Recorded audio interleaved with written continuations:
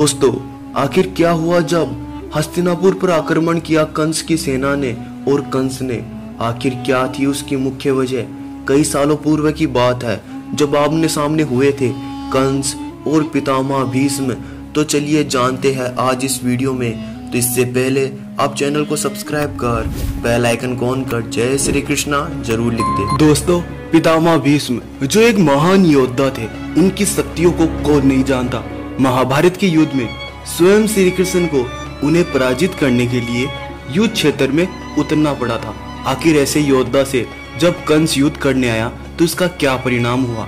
और कंस भी कोई साधारण योद्धा नहीं था। कंस के सामने बड़े से बड़े राक्षस और दानव घुटने टेकते थे। लेकिन आखिर क्या कारण था कि ये दोनों योद्धा आमने सामने युद्ध के लिए आए? इस घटना का प्रारंभ उस समय से होता है जब हस्तिनापुर के राजा विचित्रवीर्य के लिए पितामह भीष्म एक कन्या ढूंढने के लिए निकले। वह कई राज्यों में गए, लेकिन उन्हें विचित्रवीर्य के लिए एक उत्तम कन्या नहीं मिली। तब वह अपने सभी सेनापतियों से आग्रह कर उन्हें संपूर्ण संसार के कई राज्यों में भेजे ताकि वह हस्तिनापुर के लिए और वहां के राजा के लिए एक उचित कन्या को ढूंढ सके। तभी हस्तिनापुर का एक सेनापति भगदत्त के राज्य में जाकर पहुंचा और उसने वहां पर देखा कि वहां का राजा कई सैनिकों और कई लोगों की बलि दे रहा है और उसमें से कई हस्तिनापुर के सैनिक और कई व्यक्ति भी थे। और यह सूचना उस सैनिक ने हस्तिनापुर जाकर पितामह भीष्म को दी। पितामह भीष्म यह सूचना सुनकर बहुत ज्यादा क्रोधित हुए और वह भगदत्त का वध करने का निर्णय लिए। किंतु उन्हें यह ज्ञात हुआ, यदि मैं भगदत्त का वध करने उसके साम्राज्य में गया तो मेरे पीछे से हस्तिनापुर की रक्षा कौन करेगा?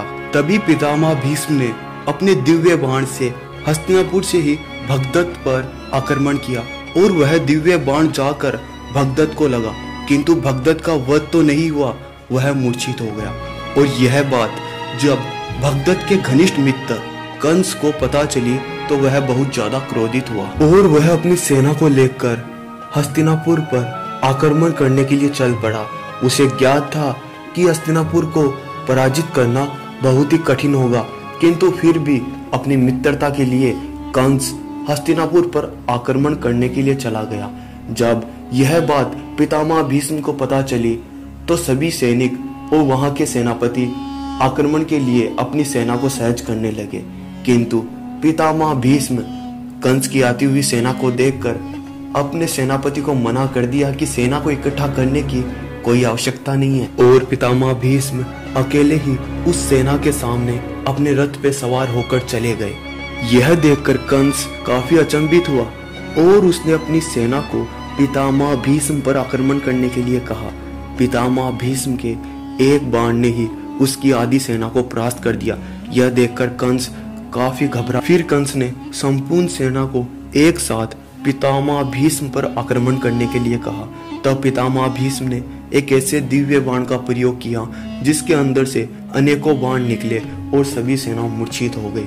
जब पितामह भीष्म ने कंस का वध करने के लिए अपने महाशक्तिशाली दिव्य अस्त्र रुद्र अस्त्र का आह्वान किया तो संपूर्ण धरती और आकाश हिलने लगा।